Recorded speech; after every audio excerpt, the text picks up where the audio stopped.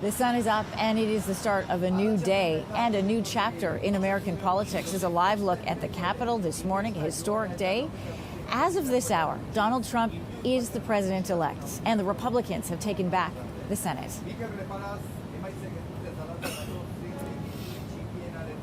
So that is the situation from Washington this morning. Good morning to you. Welcome to your morning from Washington, where the news, is just starting to settle in. Reactions are being talked about over breakfast, in the office, or wherever people are gathering today. And we're taking in some of that this morning for you. Trump made huge inroads by flipping back Georgia, picking up North Carolina and Pennsylvania, 3 battleground states. That's how part of the reason he secured the White House. Joining us with some more context this morning is CTV National News Chief Anchor Omar. Like everybody else, this is all that anyone's talking about here in Washington this morning. You were broadcasting from this very spot last night, just a few hours ago, really.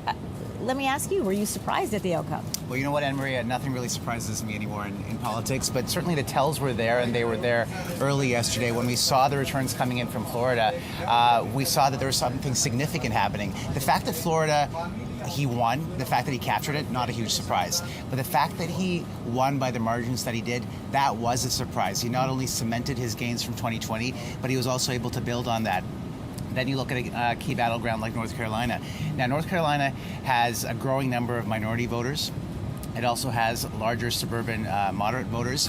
And so of all the 7 battlegrounds, if Kamala Harris were to capture any of the 7 battlegrounds, that was supposed to be it. But when that didn't happen, and then there was a delay for Pennsylvania, not as much of a delay as the last election. Yeah. But when we got to Pennsylvania, at that point, it became abundantly clear that she had no path to victory and that it was basically a lock for Donald Trump. So there were clues earlier on, but you were right. He not only did well in the areas that he was supposed to, but he did exceedingly well with non-white voters, with suburban voters, even in some urban areas. So he was able to pick up, he was able to build, and he was able to expand his tent, and that is why he got the result he got yesterday. It was incredible. What is something that stood out to you from last night as you were watching all these numbers come in and the story taking a new shape, one that people hadn't maybe expected? I think what was surprising is that it was decided as early as it was, right? And the other significant thing from yesterday is the fact that the Republicans now have control of the Senate again, right? The House is still too close to call.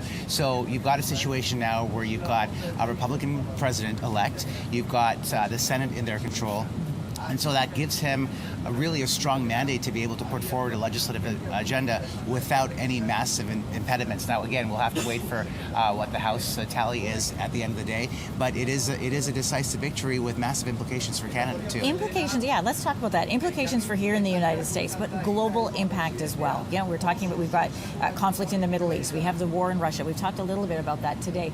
But let's talk about Canada's reaction. We know the Prime Minister tweeted out this morning, and he described it as a strong relationship between Canada and the U.S. How do you think these two administrations are going to be able to work together? Because you and I both remember the last time they met, there was the tweet that went out. There wasn't some kind words shared between the two of them. And there have been periods where that relationship has been fractious. Look, I spoke to Canada's ambassador to the U.S. a couple of days ago, Kristen Hillman, and she said she was prepared. Canada was prepared for any eventuality. But if you look at the Prime Minister's statement, the Prime Minister emphasizes the fact that the two countries were able to renegotiate the NAFTA and come up with, in his view, a better deal than the original one, right? So the Prime Minister reminded the President-elect that the two countries are able to work together, but it is going to be rocky. Look, the President-elect, Donald Trump, has threatened tariffs on U.S. trading partners, and there's no carve-out as of yet for Canada. That's 10%. That could be billions of dollars per year.